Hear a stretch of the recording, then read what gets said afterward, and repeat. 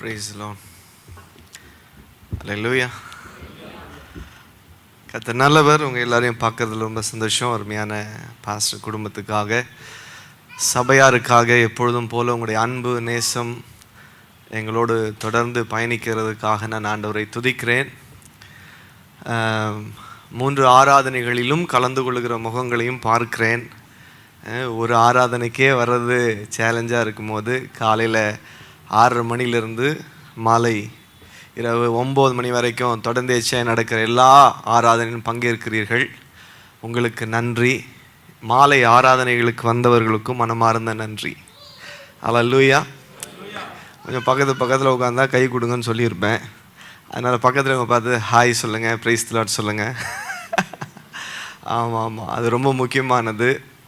நாம் சபை கூடி வருவதிலே ஐக்கியப்படுவதற்காக.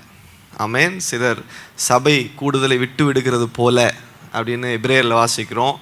அந்த கூடுதல் அப்படின்றதே ஆமென், எப்படி தேவனை துதித்து பாடி கர்த்தருடைய வார்த்தைகளை கேட்கிறோமோ அதற்கு இணையான ஒரு இது ஃபெலோஷிப். ஆமென்.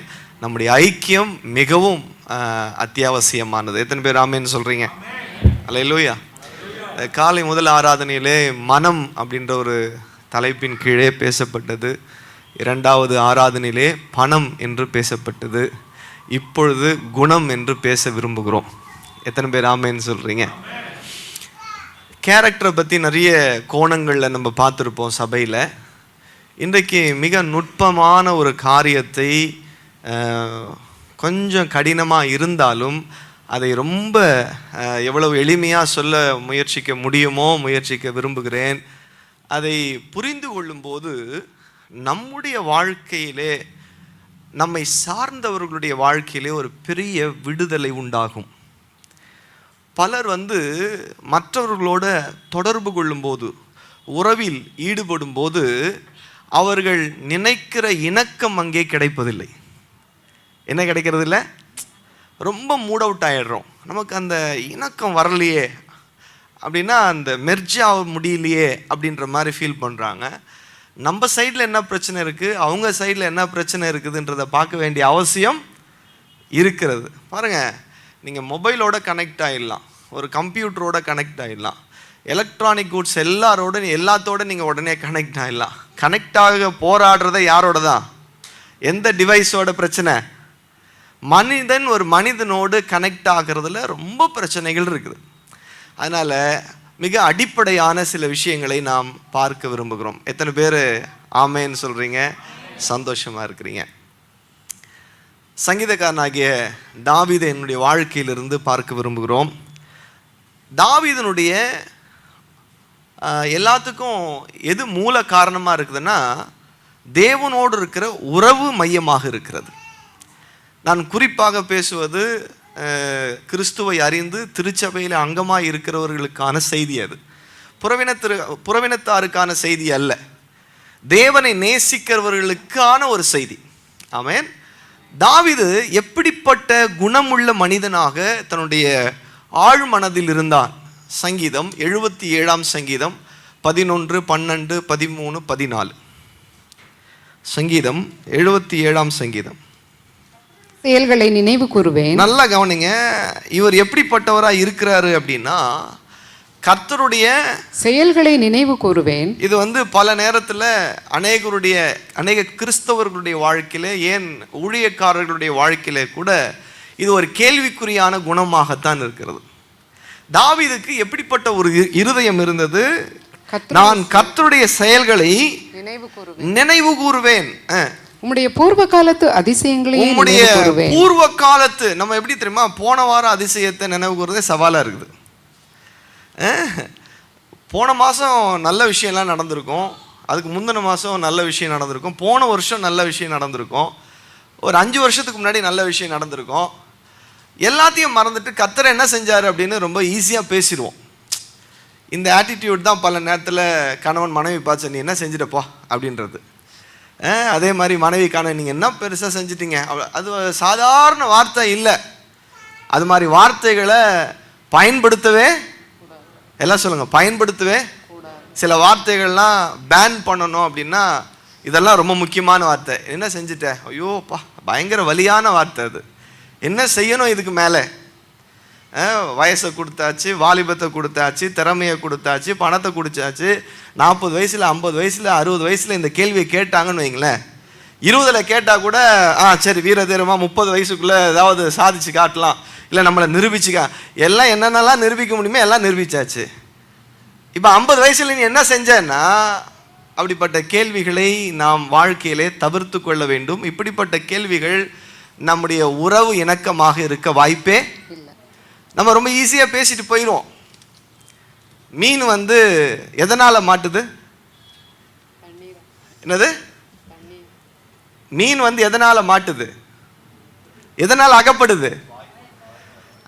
நம்ம சொல்லுவோம் தூண்டில, அதுன்னு 1000 காரணம் இருந்தாலும் முதல்ல வாயை திறக்காம இருந்தா அது மாட்டாது.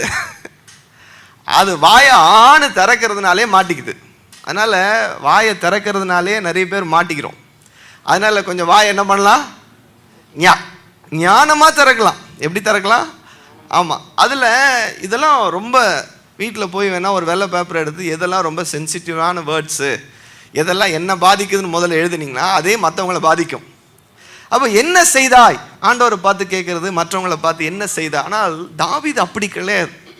பூர்வ காலங்களிலிருந்து தன்னுடைய வாழ்க்கையில் நடக்கிற எல்லா விஷயத்தையும் நினைவு கூறுகிற ஒரு மனிதன். அடுத்தது, உம்முடைய கிரியைகளை எல்லாம் தியானித்து. இவர் ஏதோ நினைக்கிறவர் மட்டும் இல்லை, அதை அசை போடுகிறவர்.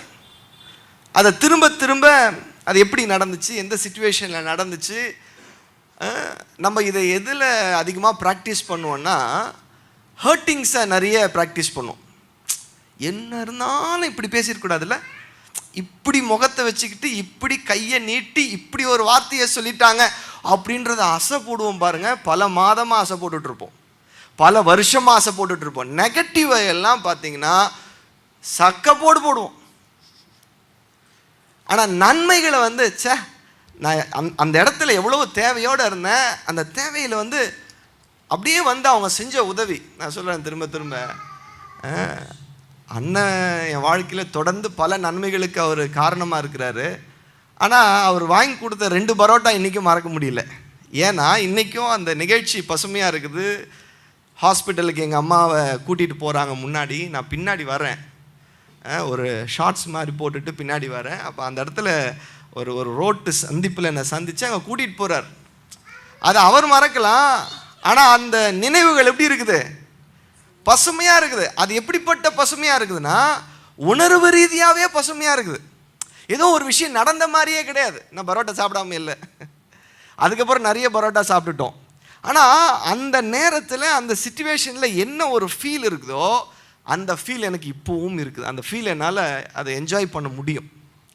எனக்கு ஒரு காய்ச்சல் வந்தபோது அண்ணன் எப்படி என்னுடைய அறையில் இருந்து அவங்க பயங்கரமாக நடந்து ஜெபம் பண்ணாங்க அப்படின்றது, அதை என்னால் உணர்வு பூர்வமாகவே என்னால், இப்படி என் வாழ்க்கையில் நிறைய பேர் இருக்கிறாங்க, என் குடும்பம் இருக்காங்க, என் பிள்ளைகள் இருக்கிறாங்க, அப்படி நிறைய ரோல் என் லைஃப்பில் இருக்கிறாங்க. அப்படி சில பசுமையாகவே நினைவுகள் பாருங்க. தேவன் எத்தனை விஷயங்கள்ல நம்ம கூட இருக்கிறாரு, அதை அந்த உணர்வோடு கூட, அந்த பிசுபிசுப்பு தன்மையோடு கூட. காஞ்சி போயிடுச்சு நிறைய பேருடைய வாழ்க்கையில். கர்த்தருடைய நினைவுகள் எப்படி இருக்குது?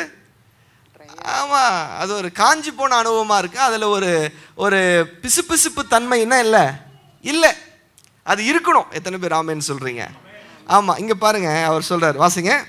உம்முடைய செயல்களை யோசிப்பேன் என்று. பாருங்க, உம்முடைய செயல்களை, ஒரே விஷயத்தை பல வார்த்தைகளாலே அதை மீண்டும் மீண்டும் உறுதிப்படுத்துகிறார். தேவனே, தேவனே, உமது வழி பரிசுத்த, உமது வழி பரிசுத்த ஸ்தலத்தில் உள்ளது. நம்முடைய தேவனை போல பெரிய தேவன் யார்? பெரிய தேவன் யார்? அதிசயங்களை செய்கிற தேவன், அதிசயங்களை செய்கிற தேவன் நீரே. ஜனங்களுக்குள்ளே உம்முடைய வல்லமையை விளங்க பண்ணினீர். இப்படிதான் தாவீது தன்னுடைய வாழ்க்கையில அடிப்படையாகவே இப்படிப்பட்ட குணம் உள்ளவராக இருக்கிறார். அல்லேலூயா. இவர் வாழ்க்கையில் என்ன நடந்துச்சு அப்படின்னு கொஞ்சம் ரீவைண்ட் பண்ணி பார்த்தோம் அப்படின்னா நமக்கு எல்லாருக்கும் தெரிஞ்ச கதை தான். நான் கால ஆராதனையில் கூட சொன்னேன், தாவீது தன் தகப்பனாலே நிராகரிக்கப்பட்ட ஒரு மனிதனாக இருந்தார். ஏன் அப்படி நிராகரிக்கப்பட்டவராக இருந்தார்னா, அவருடைய மனைவி மேலே அவருக்கு வருத்தம் இருந்துச்சு. அந்த வருத்தத்தினால அந்த மனைவி அவர் தள்ளி வச்சிருந்தார். அவர் தள்ளி வச்சிருந்ததுனால இப்போ அவர் இன்னொரு காரணத்திற்காக ஒரு பிள்ளையை பெற வேண்டி இருந்தது. அதை இன்னொரு பெண்ணோடு கூட, புறவினத்தாருடைய பெண்ணோடு கூட அந்த பிள்ளையை பெற நினைத்தார். ஆனால் அவள் தன் எஜமாட்டிக்கு உத்தமியாக இருந்தபடியினால், எப்படி யாக்கோபுடைய திருமணத்தில் ஆள் மாறாட்டம் நடந்ததோ அதுபோல இங்கேயும் ஒரு ஆள் மாறாட்டம் நடந்துருச்சு. ஆமென். நான் சொல்ல உங்களுக்கு விளங்குதா? அவர் தன்னுடைய மனைவியோடு சேர்ந்து ஒரு பிள்ளையை பெற்றார். ஆனால் இவருக்கு விஷயம் தெரியாது. விஷயம் என்ன பண்ணாது? தெரியாது. ஆனால் இவர் என்ன யோசிக்கிறார், கொஞ்ச நாள் கழித்து தன்னுடைய மனைவி கர்ப்பவதியாக இருக்கிறத பார்த்து, நான் இவளை தள்ளி வச்சிருக்கேன், ஆனால் இவள் ஒரு பிள்ளைக்கு கருவுற்று இருக்கிறாளே அப்படின்னு நினச்சி அவளை நிரந்தரமாக ஒரு விபச்சார பட்டத்தோடு, வேசியின் பட்டத்தோடு ஒதுக்கி வைக்கிறார். அதிலிருந்து பிறந்தவர் தாவீது. தாவீதுக்கு எந்த ஒரு சந்தோஷமும் குடும்பத்தில் கிடையாது. அப்பா கிட்ட சுத்தமாக கிடையாது. ஆமென். அம்மாவும் ஒதுக்கப்பட்டிருக்கா, இப்போ பிள்ளையும் ஒதுக்கப்பட்டிருக்கிறாங்க. அப்பா கொஞ்சம் ஆக்டிவான ஆள், அப்பா கொஞ்சம் காசு வச்சிருக்கிற ஆள், அப்பா 7 பிள்ளைகளை வேற பெற்றிருக்கிறாரு. அவங்களுக்கு நிறைய சலுகைகளை கொடுக்குறாரு, நல்லா படிக்க வைக்கிறாரு, நல்ல அரசாங்க உத்தியோகங்களை வாங்கி தராரு. அந்த பிள்ளைகளுக்காக எல்லா முயற்சியும் அப்பா எடுக்கிறாரு. இவனுடைய வாழ்க்கையில் எந்த முயற்சியும் அப்பா என்ன பண்ணல. இது வலிக்குமா வலிக்காதா? எத்தனை பேருடைய வாழ்க்கையில் இப்படிப்பட்ட அனுபவங்கள் இருக்கிறது? நம்முடைய வாழ்க்கையிலே நின்று செய்ய வேண்டியவர்கள் செய்யாததினால் வந்த வலிகள் ஏராளம். நம்ம வாழ்க்கையில் நின்று பேச வேண்டியவங்க பேசலையே. 1000 பேர் பேசலாம், ஆனால் எனக்காக பேச வேண்டியவங்க, எங்கள் அப்பா பேசணும், எங்கள் அம்மா பேசணும், என் மனைவி பேசணும், என் கணவன் எத்தனை பேர் உடைக்கப்படுறோம். இந்த இடத்துல இவங்க எனக்காக இதை பேசி இருக்க வேண்டும் அப்படின்னு எத்தனை பேருடைய மனசில் காயமாய். ஆனால் நமக்காக பேச பல நேரத்தில் ஆட்கள் இல்லாத போது, அல்லேலூயா, தேவன் நம் பட்சத்தில் இருந்திருக்கிறார். தாவீதுக்கு அப்படிப்பட்ட எந்த ஒரு அனுபவமும் குடும்பத்திலிருந்து அவருக்கு கிடைக்கவே இல்லை. அவருக்கு நினைவு தெரிஞ்ச நாளிலிருந்து ஒதுக்கப்பட்ட அனுபவம், காயப்பட்ட அனுபவங்களும், நிராகரிக்கப்படுகிற அனுபவமும், கொஞ்சம் ஆடு மேய்க்கணும், வரணும், சாப்பிட்ணும், அவ்வளோதான். அவர் காலிலேருந்து சாயந்தரம் வரைக்கும் அந்த பாலைவனத்தில் ஆடுகளை மேய்ச்சிட்டு வந்தால் கூட அவருக்குன்னு தனிப்பட்ட ரெஸ்பான்ஸில், ஐயோ பிள்ளை போய் இவ்வளோ கஷ்டப்பட்டு வந்திருக்கிறானே, அம்மா கொஞ்சம் சுடு தண்ணி வையே, பிள்ளைய கொஞ்சம் குளிக்கட்டும், டக்குன்னு சாப்பாடு ரெடி பண்ணி, அதெல்லாம் கிடையாது. அம்மாவுக்கு அவ்வளோ சோறு போட்டால் அந்த சோறில் இவர் கொஞ்சம் பாதி வாங்கி சாப்பிட்டு படுத்துக்க வேண்டியதான். இதுதான் இவருக்கு. இந்த காயங்கள் அதிகமாக இருந்ததுனால அம்மா தன்னிலை விளக்கத்தை சொல்லி கடவுளை பற்றி சொல்லி கொடுத்ததுனால கடவுளோட நிறைய விஷயங்களில் கனெக்ட் ஆகிட்டார். எல்லாம் சொல்லுங்க, நல்லதா கெட்டதா? எல்லாம் சொல்லுங்க, நல்லதா கெட்டதா? நான் சொல்கிறேன் கெட்டது. ஏன் கெட்டதுன்னா, நீங்கள் எந்த உறவோடு கூட, எந்த உறவில் இருந்தாலும் காயங்களோடு கனெக்ட் ஆகக்கூடாது, சந்தோஷத்தினால கனெக்ட் ஆகணும். அப்பாவை அம்மாவை அந்த அன்பை அனுபவித்து அதன் வழியாக தேவனை அனுபவிக்கிற விதம் வேற.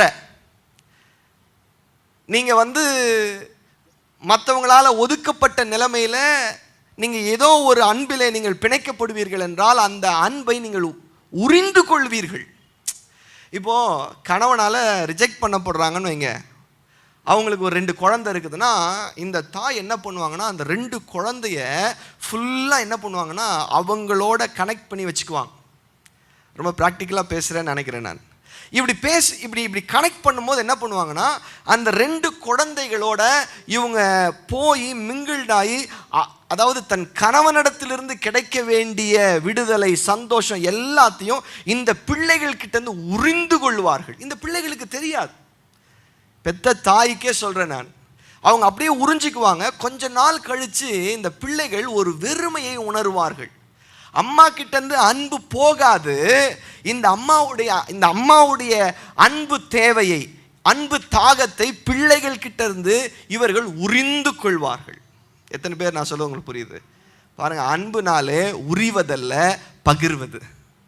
ஆமென். உள்ள நிரம்பினதுனால வெளியே வருகிற அனுபவம் அன்பு என்று ஒன்று இருக்கிறது. வேற வழி இல்லாம கிடைக்கிற இடத்துல அடிச்சு புடுங்கி சாப்பிட்ற அனுபவம் இருக்குது. தாவீதுக்கு ஒரு விதத்துல எல்லாருடைய ரிஜெக்ஷன்னால தேவனை அவன் நெருக்கமாக பிடித்து கொண்டான். இந்த வரிகளை சொல்லும்போது கொஞ்சம் டிஸ்டர்பாக இருக்கும், ஆனால் நீங்கள் கொஞ்சம் பேலன்ஸாக புரிஞ்சுக்கணும். வளர்ந்தவங்கன்றதுனால அதை பேசுகிறேன்.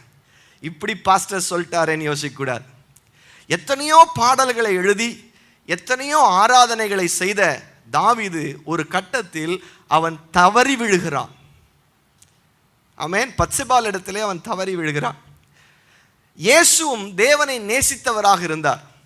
பாருங்க, இயேசுவுக்கு அவருடைய வாழ்நாள் காலத்திலே தாவீதுக்கு இப்படி ஒரு தேவை ஏற்பட்டதை போல இயேசுவுக்கு ஏற்படவில்லை. அது தேவையா இயேசுவுக்கு தோணலை. எத்தனை பேர் நான் சொல்ல உங்களுக்கு புரியுது? இவரும் கடவுளை நேசிக்கிறவர் தான், இவரும் கடவுளை நேசிக்கிறவர் தான்.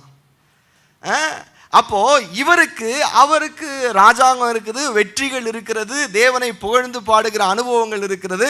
இவ்வளவு இருந்து கூட தன்னுடைய வாழ்க்கையினுடைய இடைப்பட்ட காலத்தில் அவருடைய இருதயத்தை நிரப்புவதற்கு, சந்தோஷப்படுத்துவதற்கு வேற ஒரு தவறான தொடர்பு அவருக்கு தேவைப்பட்டது. அந்த தேவை இயேசுவுக்கு ஏற்படவில்லை. ஏன்னா தேவனை காயங்களின் அடிப்படையிலே இயேசு ஆராதிக்கவில்லை, அவர் அன்பின் நிறைவிலே தேவனை நேசித்தார். சத்தமா ஒரு அல்லேலூயா சொல்லுங்க. நீங்க காயங்களை இழுத்துக்கிட்டு ஓடுனீங்கன்னு வைங்க, வாழ்க்கையில ஜெயிக்கணும். என்ன எல்லாரையும் நிறைய யூடியூப்லலாம் பார்க்குறேன்ல, என்னை குடும்பத்தில் ஒதுக்கிட்டாங்க, எனக்கு யாரும் பணம் சப்போர்ட்லாம் பண்ணல, நான் கடுமையான உழைப்பில் இந்த உயரத்தில் வந்திருக்கிறேன். பார்க்க நல்லா இருக்கும், கேட்க நல்லா இருக்கும், ஆனால் அது காயங்களிலிருந்து வந்த வெற்றி, சுகத்திலிருந்து வந்த வெற்றி அல்ல. ஆனால் நமக்கு எதிலிருந்து தான் வெற்றி வரணும்? என்ஜாய் பண்ணி தான் நமக்கு வெற்றி வரணும். என்ஜாய் பண்றதின் அடிப்படையில் தான் குடும்பத்தை நேசிக்க வேண்டும். இப்போ தாவீது இப்படி குடும்பத்திலிருந்து ரிஜெக்ட் ஆகி தேவனோடு கனெக்ட் ஆயிட்டார். இப்போ சாமுவேல் வராரு, ஈசாயோட வீட்டை தேடி வராரு. தேடி வரும்போது உங்களில் ஒரு பையனை ராஜாவா மாற்றணுன்ற முடிவோட வராரு. இப்போ எல்லாரையும் அறிமுகப்படுத்துறாரு அப்பா. ஆனால் யாரை மறக்கிறாரு? மறக்கல, விரும்பல, யோசிக்கல, அதுக்கு அவன் எலிஜிபிள் இல்லை. இப்போ ஒரு பெரிய தீர்க்கதரிசி என்ன சொல்றாருன்னா, உன் வீட்டில் நான் சாப்பிட மாட்டேன். என்ன பண்ண மாட்டேன்? சாப்பிட மாட்டேன். யார் வரணும்? நீ ஒருத்தனை ஆடு மேய்க்க அனுப்புனிய, அவன் வரணும். அப்பாவுக்கு ஒரே குழப்பம், இது என்னடா அது, இவ்வளோ பெரிய தீர்க்கதரிசி, நம்ம கூட மதிக்காதவனை அவன் வர வரைக்கும் சாப்பிட மாட்டேன்றாரு. நான் சொல்றேன், கடவுளுடைய அபிஷேகம் நம்ம மேல இருக்கும்போது, கடவுளுடைய அன்பு நம்ம மேல இருக்கும்போது, உலகமே கூடினாலும் நம்ம அங்க இல்லைன்னா காரியம் நடக்காதுன்றதை புரிஞ்சுக்கணும். அல்லேலூயா. யோசேப்பு இருந்தாரு, தானியேல் இருந்தாரு, நெகேமியா இருந்தாரு, எஸ்ரா இருந்தாங்க. பாருங்க, இவங்கெல்லாம் ராஜாங்கத்தில் மிக முக்கியமான போஸ்டிங்ல இருந்தாங்க. அவங்க கூடி ஒரு விஷயத்தை ஆலோசிக்கணும்னா ராஜா இல்லைன்னா கூட பரவாயில்ல, யோசேப்பு இருக்கணும். சப்போஸ் ராஜாங்கத்தில் கூடும்போது சொல்றாங்க, யோசேப்புக்கு கடுமையான காய்ச்சல், ராஜா அவருக்கு எப்படியோ ஒரு 3-4 நாள் ஆயிரமாட்டிருக்குதுன்னா ராஜா என்ன சொல்லுவார்னா, யோசேப்பு இல்லாமல் நம்ம என்னப்பா பேச போகிறோம், அதனால் அவர் காய்ச்சல் முடிஞ்ச பிறகு மீட்டிங் மாற்றிக்கலாம், மீட்டிங்கை ஒத்தி வைப்பான்வார். உங்கள் ஆஃபீஸில் எத்தனை நேரத்தில் நீங்கள் இல்லாதனால மீட்டிங்கை ஒத்தி வச்சிருக்கிறாங்க? ஏன்னா விசேஷித்த ஆவி யாருக்குள்ள இருக்குது? எல்லாம் சொல்லுங்க, விசேஷித்த ஆவி எனக்குள்ள இருக்குது. இப்போ இவ்வளோ பெரிய விஷயம், இந்த விஷயத்துல தாவீது இல்லாம அடுத்த நகர்வு இல்லை அப்படின்னு தீர்க்கதரிசி சொல்றார். இத தாவீது அனுபவிக்கிறான்.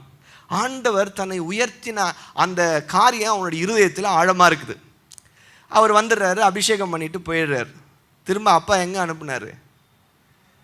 திரும்பவும் ஆடு மேய்க்க தான் அனுப்புறாரு. இதெல்லாம் 1 சாமுவேல் 16, 17, 18 நீங்க போய் பாருங்க. இப்போ திரும்ப அனுப்பிடுறாரு. 4 வருஷம் கழிச்சு எங்கிருந்து உத்தரவு வருதுன்னா, அரசாங்கத்திலிருந்து ஆள் வராங்க. என்னன்னா, இப்போ சவுலுக்கு பேய் பிடிக்குது.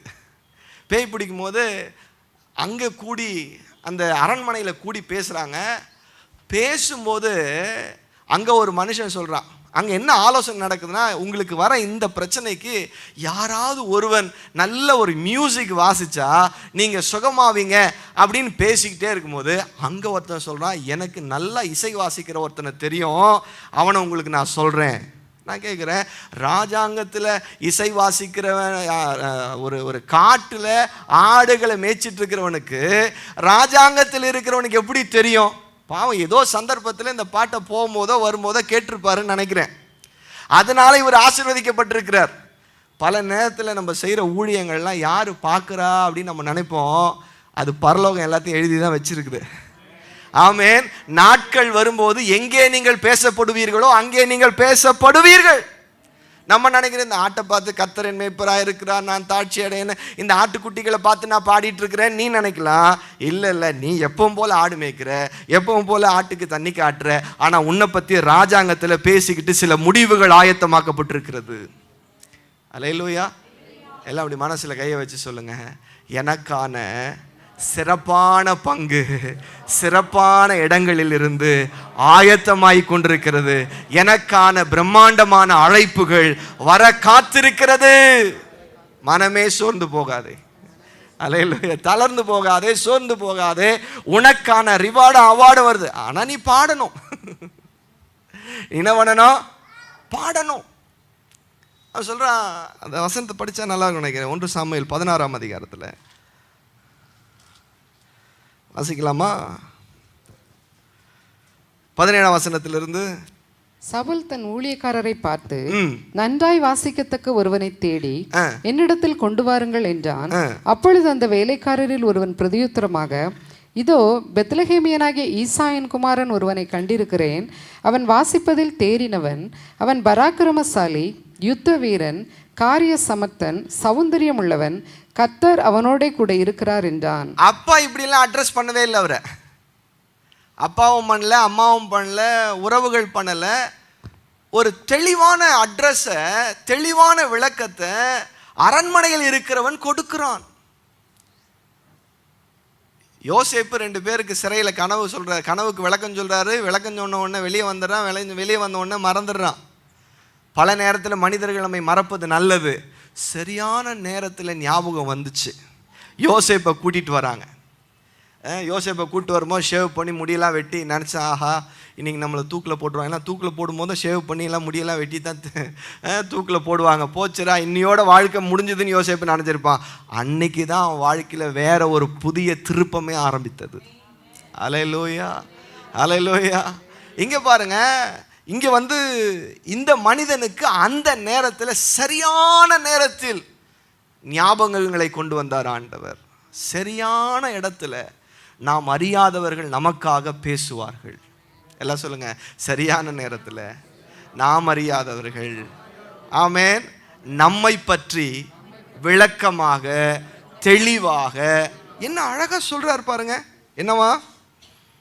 அவன் வாசிப்பதில், இவர் எந்த மரத்தடியில் உட்காந்து அவன் வாசிக்கிறத கேட்டுட்டு இருந்தாருன்னு தெரியல. ஆமென். தேறினவன், அவன் பராக்கிரமசாலி, யுத்த வீரன், காரிய சமர்த்தன், சௌந்தரியம் உள்ளவன். சௌந்தரியம். இவன் கொடுக்கிற அட்ரஸ்லயே சாங்ஷன் ஆர்டர் ஆகுதுங்க கவர்மெண்ட் ஜாபுக்கு. அல்லேலூயா. ஒருவேளை ஏதாவது கவர்மெண்ட் ஜாபுக்காக காத்திருந்தீங்கன்னா நான் சொல்றேன், உங்களுக்கான அற்புதமான என்ன சொல்லுவாங்க, காலிங் லெட்டர் உங்களுக்காக பெஸ்டா ப்ரிப்பேர் ஆயிட்டு இருக்குது. ஆமா, வாசிக்கிறவன் மட்டும் இங்க சொல்ல. யுத்த வீரன் எந்த யுத்தத்துக்கு போனாரு? எந்த யுத்தத்துக்கும் போல. ஆமேன். இப்படிப்பட்டவர்களும் தீர்க்கதரிசிகளாக இருக்கிறார்கள். எத்தனை பேர் ஆமேன் சொல்றீங்க? ஓகே, அடுத்த வாசிங்க. அப்பொழுது சவுல் ஈசாயினிடத்தில் ஆட்களை அனுப்பி ஆட்டு மந்தையில் இருக்கிற உன் குமாரனாகிய தாவீதை என்னிடத்தில் அனுப்பி என்று சொல்ல சொன்னான். இப்ப அப்பாவுக்கு ஷாக்கு. ஏற்கனவே 4 வருஷத்துக்கு முன்னாடி வந்த ஷாக்கே தாங்க முடியாம இருக்கிறாரு.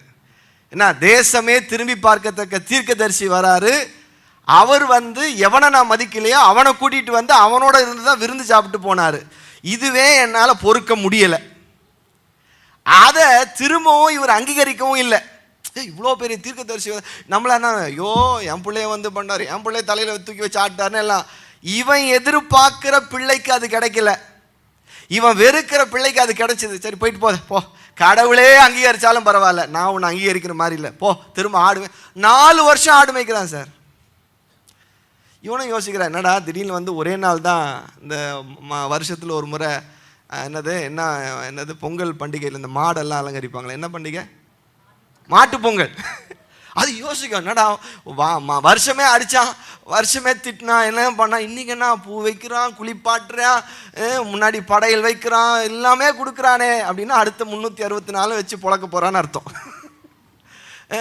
இவன் யோசிச்சிருப்பான், வந்தான் தீர்க்கதரிசி வந்தார், ஊரே ஸ்தம்பிச்சு போச்சு, எல்லாமே நடந்தது, அதுக்கப்புறம் எப்பவும் போல லைஃப் நார்மலாகவே இருக்குது. ஆமென், ஆமென். இப்போ அரசாங்கத்திலிருந்து அழைப்பு வருது, ராஜாவே கூப்பிட்டு அனுப்புறாரு. இப்போ என்ன நடக்குதுன்னு பாருங்க. அப்பொழுது ஈசாய் அப்பத்தையும் வாழ்க்கையில ஃபர்ஸ்ட் டைம் 19-20 வருஷமா நடக்காத ஒரு விஷயம் நடக்குது. அப்பா கையில இருந்து அப்பம் வருது சார். அல்லேலூயா. அப்பா கையிலிருந்து யோசிச்சிருப்பேன், எங்கள் அப்பா ஒரு நாள் எனக்கு சோறு ஊட்டிட்டு இருப்பாரா, அப்பா எனக்கு ஒரு நாளாக சாப்பாடு கொடுத்துருப்பாரா, டேய் நீ சாப்பிட்டியாடான்னு கேட்டிருப்பாரா அப்படின்லாம் 1000 ஏக்கம் இருக்குது பாருங்க. தேவன் உங்கள் பட்சத்தில் இருந்தால் உங்கள் ஆழ்மனதின் சின்ன சின்ன ஆசைகளை கூட தேவன் பிரம்மாண்ட விதங்களில் நிறைவேற்றுவார். அல்லேலூயா. ஏய் ராஜாவை பார்க்க போறடா, அப்படி பார்க்க போவாத, நல்லா குளிச்சு நல்லா ஒருவேளை அப்போல்லாம் ஷேவ் பண்ணுற வழக்கம், நல்லா ஷேவ் பண்ணி நல்ல ட்ரெஸ் எல்லாம் போட்டு விட்டு, ஏன்னா கந்தரகோலமாக அனுப்புனார்னா ஈசாய் தலை 2 போயிடும். ஆமென். இப்போ அன்பின் அடிப்படையோ இல்லையோ, அதிகாரத்தின் அடிப்படையிலே தாவீதுக்கு தகப்பன் பணிவிடைக்காரனாக மாறுகிறான். அல்லேலூயா, அல்லேலூயா. நான் சொல்கிறேன், அபிஷேகம் பண்ணப்பட்டு அழைக்கப்பட்ட உங்களுக்கு முன்னாடி அலட்சியமாக நடத்துனாங்கன்னா நீங்கள் அமைதியாக இருங்க. அவர்கள் ஒரு நாளில் உங்களுக்கு பணிவிடைக்காரர்களாக மாறுவார்கள். செருப்பாக மாறுவாங்கன்னு சொல்ல, உங்களுக்கு பணிவிடைக்காரர்கள். நீங்கள் பணிவிடைக்காரர்கள்லாம் உங்களை கீழே நினைக்கக்கூடாது. தூதர்களுக்கும் பணிவிடைக்காரர்கள் தான் சொல்லுது. ஆமென். அவர்களும் இறங்கி வந்து நமக்கு பணிபுரிகிற, நம்மோடு கூட ஒத்துழைக்கிற, நம்முடைய தரிசனங்களோடு இணைந்து நிற்கிற அனுபவங்களுக்குள்ளே சேர்ந்து கொள்வார்கள். தேவன் அதை செய்வார். இதையெல்லாம் தாவீது எல்லாத்தையும் ருசி பார்த்த மனிதன் அவர். ஓகேவா? இப்போ நான் பேசிகிட்டு இருக்கிறதெல்லாம் என் சப்ஜெக்ட் இல்லை, இதெல்லாம் ஒரு இன்ட்ரடக்ஷனாக சொல்லிட்டு இருக்கிறேன். படிப்படியாக கவனிச்சுட்டே வாங்க. ஓகே, வாசிங்க. ஒரு துருத்தி திராட்சரசத்தை பாருங்க. அப்போ திராட்சரசம் ஒரு வெள்ளாட்டுக்குட்டி கழுதையின் மேல் ஏற்றி தன் குமாரனாகிய தாவீதின் வசமாய் சவுலுக்கு அனுப்பினான். பாருங்க, இப்போ இவருக்கு கொடுத்தது இல்லாம இவர் எல்லாத்தையும் ப்ரிப்பேர் பண்ணி கொடுத்து அவருக்கு சும்மா வெறுங்கையா போய் பார்க்காதப்பா. அதாவது நல்ல பழக்க வழக்கங்களை 20 வயசுல சொல்லி கொடுக்க அப்பா ஆரம்பிக்கிறார். அது வரைக்கும் ஒரு நாளும் சொல்லி கொடுக்கல. யூதர்களின் வழக்கத்தின்படி முதல் 6 வருஷம் அம்மாவுடைய கண்ட்ரோல், அடுத்த 6 வருஷம் அப்பாவுடைய கண்ட்ரோல். ஆனால் இவரை எல்லா பருவத்தையும் விட்டுட்டாரு. நீ எந்த பருவத்தை விட்டாலும் திரும்ப உன்னை வேலை செய்ய வைப்பார் ஆண்டவர். அதுக்கு ஒன்று அப்பா சொல்லி கொடுக்கிறார். ஆச்சா, இப்போ போன உடனே என்ன நடக்குது வாசிக்கலாம். அப்படியே தாவீது சவுலினிடத்தில் வந்து அவனுக்கு முன்பாக நின்றான். அவன் இவனை மிகவும் சிநேகித்தான். எப்படி இவ்வளவு பெரிய அட்டாச்மெண்ட் வந்தது? தேவனோட இருந்தா ராஜாக்களும் நம்மோடு கூட நெருக்கமான அன்பிலே வருவார்கள். எல்லாம் சொல்லுங்க ஆமென். சத்தமா சொல்லுங்க ஆமென். இதுவரைக்கும் 10 ஆடு ஒத்தையாளா இருந்தவன் இப்போ ராஜாங்கத்துல போறவன். என்னால யோசிச்சு பாருங்க, கவர்மெண்ட்ல இருந்து அழைப்பு வருது சார். ரதத்தோடையும் குதிரையோடும் ஊருக்குள்ள வந்து ஈசாயின் வீட்டுக்கு முன்னாடி நிக்கிறாங்க. இப்போ எப்பவும் போல 4 வருஷத்துக்கு முன்னாடி வந்த மாதிரி ஒரு அழைப்பு வருதுவே. உங்க அப்பா கூப்பிடுறாரா, வாடா வாடா வாடான்னு. என்ன நடக்குதுன்னே தெரியாம இப்போ ஊருக்குள்ள என்ட்ரு ஆன உடனே எல்லா கண்களும் அவனை பார்க்கிறது. வியப்பா பார்க்குது, ஆச்சரியமா பார்க்குது. இவ்வளவு நாள் அவனை ஒரு யோசனையே இல்லாம பார்த்த கண்கள்லாம் விசேஷமாய் பார்க்கிறது. நான் சொல்றேன், அண்ணன் சொன்ன மாதிரி புருவத்தை தூக்கி பார்க்கிற நாட்களை ஆண்டவர் தருவார். அல்லேலூயா. அவங்களாம் எதிரிகள், அவங்களாம் நாசமா போய், அதெல்லாம் நான் சொல்லலை. நம்ம வாழ்க்கை எப்படி இருக்குன்னு சொல்றேன். அவங்க முன்னாடி உயர்த்துவார், அதெல்லாம் என் டாபிக்கே கிடையாது. உன் தலையை தேவன் உயர்த்துவார். நீங்க உடனே எங்க மாமாவுக்கு முன்னாடி, எங்க சித்தப்பா, அதெல்லாம் யோசிக்காதீங்க. அதெல்லாம் நமக்கு வேண்டாம். நம்முடைய தலையை உயர்த்துகிற ஆண்டவர் நம்ம கூடவே இருக்கிறார். அங்க போன உடனே ராஜா அவனை மிகவும் நேசிக்கிறார். வாசிங்க. அவனுக்கு இவன் ஆயுததாரியானான். அவனுக்கு இவன் ஆயுததாரியானான். சவுல் ஈசாயினிடத்தில் ஆள் அனுப்பி தாவீது எனக்கு முன்பாக நிற்கட்டும். ஆமா போதும் போதும், வீட்டுல வச்சு அவனை ட்ரீட் பண்ணதெல்லாம் போதும், அவன் என் கூடயே இருக்கட்டும், என் கண்களில் அவனுக்கு தயவு கிடைத்தது சொல்ல சொன்னான். இப்போ தாவீதுடைய அண்ணன்மாரெல்லாம் எங்க நிக்கிறாங்கன்னா நாட்டினுடைய எல்லையில காவலாளர்களா இருக்கிறாங்க. எவன் ரொம்ப தூரமா இருந்தானோ அவன் ராஜாவுடைய பெட்டிலேயே படுத்துருக்கிறான். ஏன்னா அவருக்கு பிரச்சனை எங்க தான் வரும்? பெட்ல தான் பிரச்சனை. வரும்போதெல்லாம் ஊதணும் பக்கத்துல.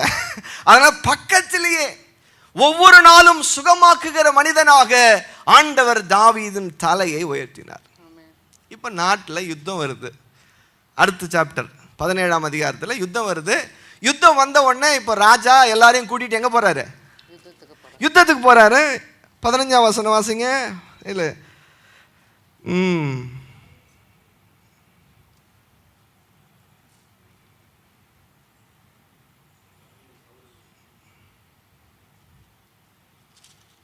சாரி 17ஆம் அதிகாரத்தில் வாசிங்க 15ஆம் வசனம். தாவீது சவுலை விட்டு திரும்பி போய், ஆமா இப்போ யுத்தம் வந்ததுனால ராஜா எல்லாரையும் கூட்டிட்டு பெலிஸ்தரோட யுத்தம் பண்ண போறாரு. இப்ப தாவீது என்ன பண்றாரு? வாசிங்க. பெத்லகேமில் இருக்கிற தன் தகப்பனுடைய ஆடுகளை மேய்த்து கொண்டிருந்தான். பாருங்க, திரும்ப அகைன் அதே இடம் தான். இவர் திரும்ப அதே இடத்துக்கு வந்தாலும் இப்ப ஈசாய் கூப்பிட்டு சொல்றாரு, அண்ணன்மாரெல்லாம் போய் சந்திச்சுட்டு வாப்பா அப்படின்னு கொடுத்தா யுத்தம் தாவீது வர வரைக்கும் நிக்குது. நான் ஏற்கனவே சொன்ன மாதிரி அபிஷேகம் பண்ணப்பட்டவன், அழைக்கப்பட்டவன், விசேஷித்த ஆவிய உடையவன் போய் காரியங்களை செய்யற வரைக்கும் ராஜாங்கங்களும் ராஜாக்களானாலும் கொஞ்ச நேரம் நிக்கதான் வேணும் சார். 40 நாளா நிக்குது சார் தாவீதுக்காக வெயிட்டிங் அந்த வாரு. அல்லேலூயா அல்லேலூயா. உன் மூலமாக ஒரு வெற்றி வர வேண்டுமானால் காரியங்கள் உனக்காக காத்திருக்கும். நம்ம தான் காரியங்களுக்காக காத்திருக்கிறோம் அப்படி நம்ம நினைக்கிறோம். இல்ல இல்ல, நமக்காக காரியங்கள் காத்து கொண்டிருக்கிறது. இவர் போன உடனேதான் அங்க ஒரு மாற்றம் வர வேண்டியது இருக்குது. இவரால தான் அது முடியுது. ஏன்னா இவன் அழைக்கப்பட்டவன். இதையெல்லாம் ரொம்ப ஆழமா படிப்படியா இருதயத்தின் ஆழத்துல ரொம்ப வியந்து வியந்து வியந்து வியந்து வாழ்ந்தவன் தாவீது. இப்போ இந்த யுத்தத்துக்கு அப்புறம் எல்லாம் சொல்றாங்க, சவுல் கொன்றது 1000, தாவீது கொன்றது. இவருக்கு உடனே கடுப்பேத்துறான், மை லார்ட்ன்ற மாதிரி கடுப்பாயிருது. என்ன ஆயிருது? கடுப்பாகி காய்மகாரமாறாரு. இப்போ என்ன ஆகுதுன்னா, இப்போ வாழ்க்கை இப்படி மேலே ஏறினது திரும்ப இறங்க ஆரம்பிக்குது. என்ன பண்ணுது? இறங்க ஆரம்பிக்குது. வாசிக்கலாமா? 17ஆம் அதிகாரத்தில்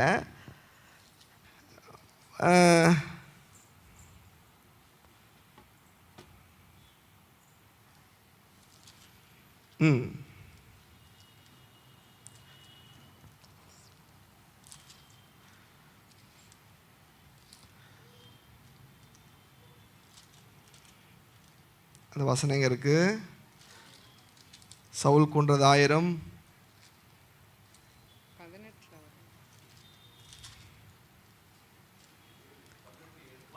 வாசிங்க வாசிங்க.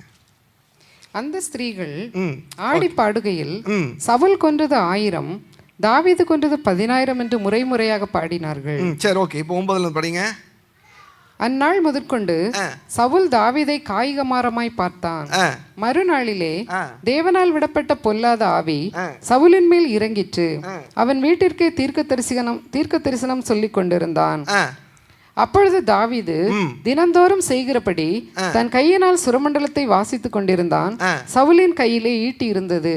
அப்பொழுது சவுல் தாவீதை சுவரோட சேர்த்து உருவ குத்தி போடுவேன் என்று ஈட்டியை அவன் மேல் எறிந்தான். ஆனாலும் தாவீது விலகி 2 தரம் அவனுக்கு தப்பினான். 2 முறை இது மாதிரி விஷயம் நடந்திருக்குது. உயிருக்கே ஆபத்து வருது. அடுத்து என்ன செய்யறார்? வாசிங்க.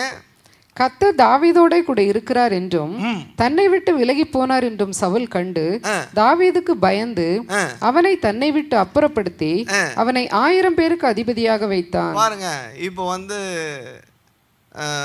என்ன சொல்ல, இங்கிலீஷ்ல நல்ல வார்த்தை டீ ப்ரமோஷனா, சரியான வார்த்தையான்னு தெரியல. ஆமா, அந்த பதவியிலிருந்து இவருக்கு ஒரு இறக்கம் ராஜாவுக்கு பக்கத்திலே இருந்தவர் 1000 பேருக்கு தலைவர்ன்ற ஒரு தூரமான இடத்துக்கு போயிடுறாரு. இப்போ சவுலுடைய சவுலுக்கு தாவீது மீது இருக்கிற ஆழமான காயம் என்ன? எதனால் அவருக்கு ரொம்ப காயம்? என்ன பொறாமை?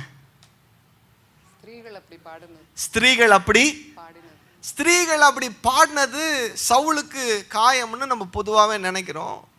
ஆனால் இங்கே அவர் என்ன சொல்றாருன்னா, அவர் ஸ்டேட்மெண்ட் என்ன சொன்னார்னா, தேவன் அவனோடு கூட இருக்கிறார், தன்னை விட்டு விலை. இதுதான் சவுலுக்கு பிரச்சனை, இதுதான் பிரச்சனை. அது நடந்தது, ஒரு ஈவெண்ட்ல நடந்தது, அவ்வளவுதான். அதுக்கப்புறம் தாவீதுனுடைய பக்குவமான நடக்கை, நான் அவன் ஒன்று தலைகால் புரியாமலாம் ஆடலை, இன்னும் ராஜாவை வெறுப்பேற்றலை. என்ன அப்படியே, ஐயா நான் என்னையா பண்ணுறது, அவங்க பாடுறது நான் என்னையா பண்ண முடியும், ராஜா தோத்துரும் அல்லேலூயா எல்லாம் சொல்லிட்டாரு. ஒரு விதமாக மனசு கொஞ்சம் காயங்கள் ஆறி ஒரு மாதிரி சரி போய் தொலை, ஏன்னா திரும்ப அதே படுக்கையில் தான் வச்சிருக்கிறார். ஆனால் என்ன பிரச்சனைன்னா சவுலுக்கு, இவன் டெய்லி எழுந்து ஜெபம் பண்ணுறது, கர்த்தரை பாட்டு பாடுறது, வசனங்களை படிக்கிறது, கடவுளோட உறவாடுறது, இவன் பாடினா அற்புதம் நடக்கிறது, இவன் பாடினா பேய் ஓடுறது, இதெல்லாம் இவனுக்கு பிடிக்கல. சவுல் ஒரு கட்டத்தில் என்ன நினைக்கிறான்னா, நான் எப்படி தேவ ஆவியை விட்டு விலகி வாழ்றனோ நீயும் அப்படியே வாழுன்ற ஒரு முடிவுக்குள்ளே வரான். எத்தனை வருஷம் துரத்துறான் தெரியுமா? 14 வருஷம் மலைகள்லையும் காடுகள்லையும் 3000 பேரை கூட்டு போய் துரத்துறான். இப்போ என்ன இவங்க 2 பேருக்குள்ள பிரச்சனைனா, சவுல் கேட்குறான் எனக்கு ஒன்று கொடு, தாவீது உனக்காக எல்லாம் கொடுக்குறேன், நான் கொடுக்க முடியாத ஒன்று நீ என்கிட்ட கேட்குற. எதிர்வே நான் சொல்ல விளங்குது? எனக்கு ஒன்று கொடு. தாவீது சொல்றான் உனக்காக நான் கொடுக்காத எதுவுமே கிடையாது. பைத்தியக்கார வேஷமெல்லாம் போட்டுக்கிறான் சார், ஜொல்லெல்லாம் வடிஞ்சிட்டு போகுது சார், அவ்வளவு தூரம் ஓடுறான் மறைகிறான், எனக்கு இந்த பதவி வேணாம், வேலை வேணாம், பாட்டு வேணாம், ஒன்று வேணாம், ஓடுறான் ஓடுறான் ஓடுறான். எங்கே ஓடினாலும் இவனை விடுற மாதிரியே இல்லை. இவனை பிடிக்கணும், இவனை என்ன மாதிரி மாற்றணும். நிறைய குடும்பங்கள் என்ன தெரியுமா பிரச்சனை, 4 வாரமாக சர்ச்சைக்கு போகணுமா, திருவிருந்து ஆராதனையை தவறாமல் அட்டன் பண்ணணுமா, கரெக்டாக தசமபாகம் கொடுக்கணுமா, மிஷனுக்கு கூட நிற்கணுமா, என்னோட கொஞ்சம் ஒத்துழைப்பு கூட.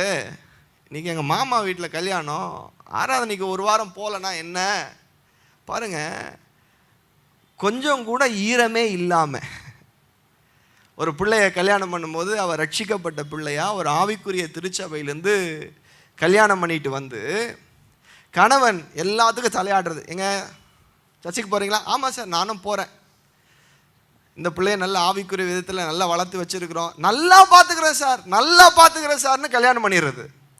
கொஞ்ச நாள் கூட சர்ச்சுக்கு வர மாதிரி ட்ராமா போடுறது, அதுக்கப்புறம் ஒவ்வொரு நாளாக ஒவ்வொரு பிட்டாக ஓட்டுறது. ஏன் இப்படி தான் நீ ஜெபம் பண்ணுமா, இப்படி தான் நீ ஆராதனைக்கு போகணுமா, அப்போ எங்கள் சொந்தம் உனக்கு முக்கியம் இல்லையா? பாருங்கள், இந்த பிள்ளையோ இந்த பையனோ இந்த தகப்பனோ இந்த தாயோ இந்த பிள்ளைகளோ தனிப்பட்ட விதத்திலே தேவனோடு நெருக்கமாய் வாழ்ந்து பழகினவர்கள். அந்த உறவுக்குள்ள போய் கணவன் ஒரு ரோல் நீ எடுத்ததுனால, அப்பான்னு ஒரு ரோல்ல இருக்கிறதுனால உன் அதிகாரத்தை பயன்படுத்தி அந்த நெருக்கமான உறவை முறிக்க அதிகாரம் இல்லை. நீ ராஜாவா இருந்தா கூட அதை முறிக்க முடியாது. அந்த அம்மா சொல்றாங்க, உன் துணி துவச்சு போடுறேன், உனக்கு சோறாக்கி போடுறேன், உனக்கு என்னென்ன செய்ய முடியுமோ செய்கிறேன், என்னை இந்த அனுபவத்திலிருந்து என்னை பிரிச்சிடாத. எத்தனை குடும்பத்தில் இந்த காயம் இருக்கு தெரியுமா? எத்தனை குடும்பத்தில் இந்த காயம் இருக்கு தெரியுமா? தாவீதுக்கு நெடுகவே சவுலால் இந்த டார்ச்சர் நடந்துகிட்டே இருக்குது. என்ன நடந்துகிட்டே இருக்குது? அவன் என்ன சொல்றான், எப்பா கர்த்தர் விலகிட்டாருப்பா, யுத்தம் வருதுப்பா, இந்த பிரச்சனைக்கு ஒரு தீர்வு பார்க்கணும்ப்பா, பக்கத்தில் ஒரு குறிக்கார அம்மா இருக்கிறாங்க, போய் குறி கேட்கலான்னா தாவீது அதுக்கு ஒத்துழைப்பு கொடுக்க மாட்டேன்றான். விளங்குதா நான் சொல்றது? உனக்கு நான் சுரமண்டலம் வாசிக்கிறேன், 1000 பேருக்கு அதிகாரியாக போனால் போகிறேன், திரும்ப ஆடு மேய்க்க போக சொன்னால் கூட போகிறேன், யுத்தத்துக்கு போக சொன்னால் போகிறேன், எல்லாமே நான் செய்கிறேன். ஆனால் அந்த குறிகாரி அம்மா வீட்டுக்கு நான் வரமாட்டேன், நான் ஜாதகம் பார்க்க நான் வரமாட்டேன், சில விக்கிரக ஆராதனை சம்பந்தப்பட்ட காரியங்களை நான் உடன்பட மாட்டேன். ஆனால் கட்டாயத்தின் பேரில் சிறைக்கு கொண்டு போகிறீங்களா, கொண்டு போங்க, அடைச்சி வைக்கிறீங்களா? அடைச்சி நான் என்ன பண்ண முடியும்? ஆனால் என்னத்தை மறுதலிக்க முடியாது? இயேசுவின் அன்பையும் நான் கண்ட ரட்சிப்பையும் என் வாழ்க்கையில் நான் மறுதலிக்க முடியாது. அதை விட எதை வேணா நீங்க எடுத்துட்டு போங்க, நான் ஒண்ணுமே பண்ண முடியாது. ராஜாவுக்கு முன்னாடி தாவீது என்ன பண்ண முடியும்? ஒண்ணுமே பண்ண முடியாது. தாவீது ஒண்ணுமே பண்ணல. நம்ம கூட பல நேரத்தில் ஒன்றும் பண்ண முடியாம இருக்கலாம். ஆனால் இது நம்முடைய தனிப்பட்ட உரிமை. அல்லேலூயா. அந்த உரிமைக்கு நாம் இடமளிக்க வேண்டும். எத்தனை பேர் ஆமென் சொல்றீங்க? சங்கீதம் 20வது சங்கீதம் வேகமா படிச்சு முடிக்க போறோம். சங்கீதம் 20ஆம் சங்கீதம். ஆபத்து நாளிலே, நல்லா கவனிங்க, இது மேசியாவின் சங்கீதம்னு நம்ம சொல்லுவோம். ஆனா உண்மையாவே தாவீது ராஜாவுக்கு முன்பதாக பாடுகிற, ஏன் இவ்வளவு கடுப்பு தாவீதின் மேல சவுலுக்கு? ஏன் இவ்வளவு கடுப்புனா என்ன பாட்டு பாடுறாரு பாருங்க. நீங்க ஒருவேளை நீங்களாம் படம் பார்க்காத பரிசுத்தவான்களா இருக்கலாம்.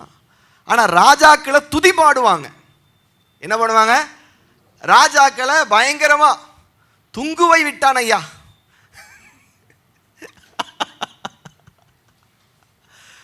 குல துங்குவை விட்டான் ஐயா, இவனுக்கு போய் சிறையிலை அடையும்ன்ற மாதிரி துங்குவை கூட விடக்கூடாது, தும்பியை கூட விடக்கூடாது. அப்படிதான் ராஜாக்கள் இருந்தார்கள். அவங்கள போற்றி பாட வேண்டும். ஆனா தாவீது வேற மாதிரி பாடுறான். இப்படி பாடாம அவன் இருக்க முடியாது. நீ ராஜாவா இருந்தா கூட, நீ புருஷனா இருந்தா கூட, நீ மனைவியா இருந்தா கூட, நீ என்ன பெரிய ஜாப்ல இருந்தாலும், அப்பனா இருந்தாலும், ஆத்தாவா இருந்தாலும், யாரா இருந்தாலும் இப்படி தான் நான் பாட முடியும். ப்ளீஸ், ஏய் நான் தானே உனக்கு சோறு போடுறேன், நான் தானே உனக்கு பெரிய ஸ்கூல்ல படிக்க, என்ன வேணா செய்ய, நான் கேட்ட சுவிசேஷத்திற்கு இப்படித்தான் நான் வாழ வேண்டிய அவசியம் இருக்கிறது என்கிற மென்மையான பிரதியுத்தரம் உறுதியாக கர்த்தருடைய பிள்ளைகள் அறிவித்துக் கொண்டே இருக்க வேண்டும். காம்ப்ரமைஸே கிடையாது. அல்லேலூயா. பாருங்க, கடவுளோடு இருக்கிற உறவு, குடும்பத்தோடு இருக்கிற உறவு, சபையோடு இருக்கிற உறவு, இதற்கு நிகரானது பணம் இல்லை. அல்லேலூயா. இப்போ பிரியாணி செய்கிறோன்னு வைங்களேன், ஒரு பிரியாணி சும்மா செஞ்சிட முடியுமா? கடைக்கு போகணும், நெருப்பில் நிற்கணும், பயங்கரமாக. அல்டிமேட் நோக்கம் என்ன தெரியுமா? பசியோடு இருக்கிறோம், உட்காந்து நிம்மதியாக சாப்பிடணுன்றதான் நோக்கம். நான் பிரியாணிக்கு எவ்வளோ உடைச்சேன்னு தெரியுமா? எவ்வளோ காசு செலவு பண்ணேன்னு தெரியுமா? எல்லாம் பண்ண. பிரியாணி செஞ்சும் போது உட்காந்து சாப்பிடலையே. நீ சம்பாதிக்கிற, ஓடுற, பாடுற, எல்லாம் பண்ணுற, ஏன் கூட நீ நேரத்தை செலவு பண்ணல? உனக்காக தான் ஓடுறேன், உனக்காக தான் ஓடுறேன். எனக்காக ஓடுறியா? நான் இங்கே வீட்டில் ஒரு ஜென்மமாக இருக்கிறதே உனக்கு தெரியலையே. நிறைய கணவன்மார்கள் பண்ணுற தப்பே அப்படி தான். ஏன் வேலைக்கு போகிறீங்க, ஏன் பயங்கரமாக உழைக்கிறீங்க, எல்லாம் சொல்லுவோம். என்ன உட்பட சொல்கிறேன், குடும்பத்துக்காக தான், குடும்பத்துக்காக தான். சார், குடும்பத்துக்காக எவ்வளோ உழைச்சாலும் அவங்களுக்கு கொடுக்க வேண்டிய நேரத்தை கொடுக்கல, பிள்ளைகளுக்கு கொடுக்க வேண்டிய நேரத்தை கொடுக்கல, சபைக்கு கொடுக்க வேண்டிய நேரத்தை கொடுக்கல, ஆண்டவருக்கு கொடுக்க வேண்டிய நேரத்தை கொடுக்காத உன்னுடைய உழைப்பும் உன்னுடைய பணமும் குப்பையில் தான். அந்த பணத்துக்கே எப்போ அலங்காரம் வரும் தெரியுமா? அது யாருக்காக சம்பாதிக்கிறோமோ அவங்களோட இருந்து அனுபவித்தால் தான் அது அழகு. அதை கொடுத்து போட்டு நம்மை நாம் கொடுக்காவிட்டால் அந்த பணத்திற்கு சுவை இல்லை. அந்த பிரியாணி அவங்களோட நீங்கள் சேர்ந்து சாப்பிடலன்னு வைங்களேன், அதில் ஒரு இன்ட்ரெஸ்டே கிடையாது. டெய்லி ஆர்டர் பண்ணி புருஷன் வீட்டுக்கு பிரியாணியாக ஆர்டர் பண்ணி அனுப்புகிறாரு, இவர் வீட்டுக்கே போகிறதில்லைன்னா என்ன நடக்கும்னு நினைக்கிறீங்க? என்ன நடக்குங்க? பொண்டாட்டி பிள்ளைகள் ரொம்ப சந்தோஷமாக இருப்பாங்களா? இருக்கவே மாட்டாங்க. வீட்டம்மா அது மாதிரி வெளியில் போய் அவங்க அம்மா வீட்டில் உட்காந்துட்டு பிரியாணியாக அவங்களுக்கு அனுப்பிட்டே இருந்தா, ஏய் என்ன ஒரே நீ என்ன எனக்கு ஆர்டர், நீ எப்போ வருவ வீட்டுக்கு? இங்கே பாருங்க, தாவீது ராஜாவுக்கு பாட்டு பாடுறாரு, ராஜாவை புகழுகிறார், ராஜாவை போற்றுகிறார். ஆனால் கர்த்தருக்குள், எல்லாம் சொல்லுங்க. ஏன்னா பிள்ளைகளாக இருந்தாலும் கணவன் மனைவி உறவாக இருந்தாலும் வசனம் ரொம்ப தெளிவாக சொல்லு, கர்த்தருக்குள் அப்படின்னு சொல்லுது. இந்த விஷயத்தை நம்மளுடைய லைஃப்ல விடவே முடியாது. வாசிக்கலாமா? ஆபத்து நாளிலே, நீ ராஜாவா இருந்தாலும் உனக்கு ஆபத்து வரும். ஆபத்து நாட்களில் கர்த்தர் உமது ஜெபத்தை கேட்பாராக. ஆமா, சூனியக்காரி உன் ஜெபத்தை. இப்ப இதுதான் அவருக்கு டார்ச்சர். அவர் ஒன்று நினைக்கிறாரு, அரங்கத்தில் இருக்கிற எல்லாருமே ராஜா நீ சொல்லுகிறபடிதான் அப்படின்னு சொல்றாரு. தாவீது மட்டும் இல்லை, உன் ஆபத்தில் உன் ஜெபத்தை கர்த்தர் தான் கேட்பாருன்றார். எல்லாத்துலேயும் கர்த்தர் கர்த்தர்னு பேசுறதே பல நேரத்தில் டார்ச்சராக இருக்குது குடும்பத்தில். என்ன எப்போ பார்த்தாலும் கர்த்தருன்ற, எப்போ பார்த்தாலும் ஜெபன்ற, எப்போ பார்த்தாலும் வசனன்ற, அப்போ நான் எதுக்கு இருக்கிறது வீட்டில்?